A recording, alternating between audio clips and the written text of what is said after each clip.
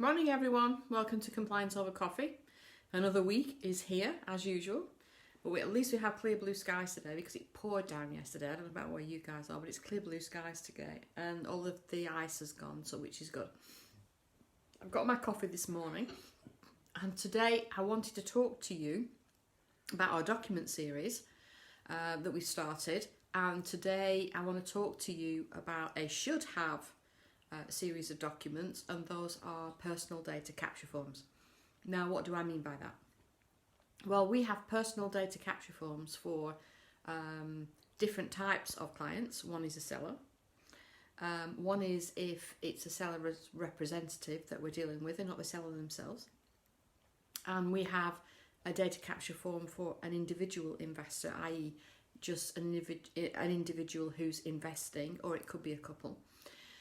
And also a company that's investing. If they're investing through a special purpose vehicle, an SPV, a limited company, then we have a company data capture form. Now, what do we gather on these forms? Basically, we gather personal data. Set aside the company form at this moment in time, but for the others, it's personal data. And for an idea as to what you want to gather or you need to gather, you need to sit down and think what you need information for. Because we're governed, by the way, by GDPR. And under GDPR, we shouldn't be gathering and holding data that is unnecessary data holding. It should be fit for purpose for the service that we're providing or to meet our legal requirements for us to meet minimum standards. So, yes, you need some data, but you don't need absolutely tons and tons and tons of it. And when we first started out, and still actually, ours is a Word document. Yes, we've had somebody sort of head and tail it with our logo and footer and everything, because I don't like messing with those things and it takes ages to do it, so somebody else does it for us. But basically it's a Word document which has just had boxes added around the sections. And our clients can either manually type it in or they can print it and handwrite it, whatever they want, it's up to them. So the data capture forms are there for you to be able to gather the data that you need. Good morning, Mova. You haven't got a coffee yet? Oh, I've already had a cup of tea. This is my first coffee of the morning, this. I really start waking up after the first coffee. So we're getting there. We're getting there, Mova. So these data capture forms gather the personal data. Now, from the seller or whether it's the individual buyer, some of that data will be the same. Full name, full address, date of birth. And that's what you need to ask for.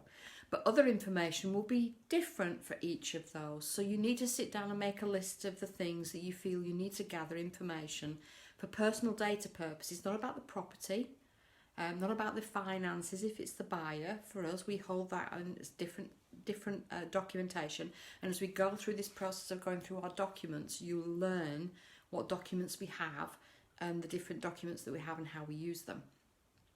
So these data capture forms are purely for personal data.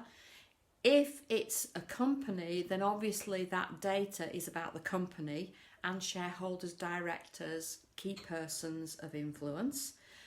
But also for individual investors that you have to deep dive into and get more information of, those that are higher profile in the company, those that are controllers, those that have the most shareholdings, we then revert to the personal data form for the individuals under that company that we need the data on.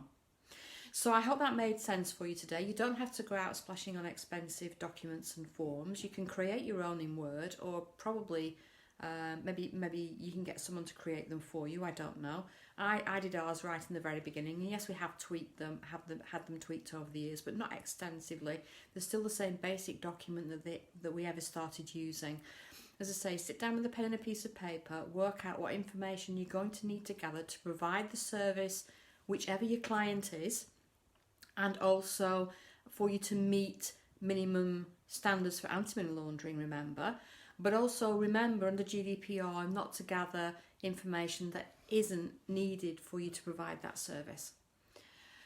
You're very welcome, Dan. Thank you. I'm glad that you find the content really interesting and useful. It's what we're here for. It's what we try to do. And I've never really talked in depth about documentation before, so I thought it would be great for you guys to hear about the documents that we use in our company still today.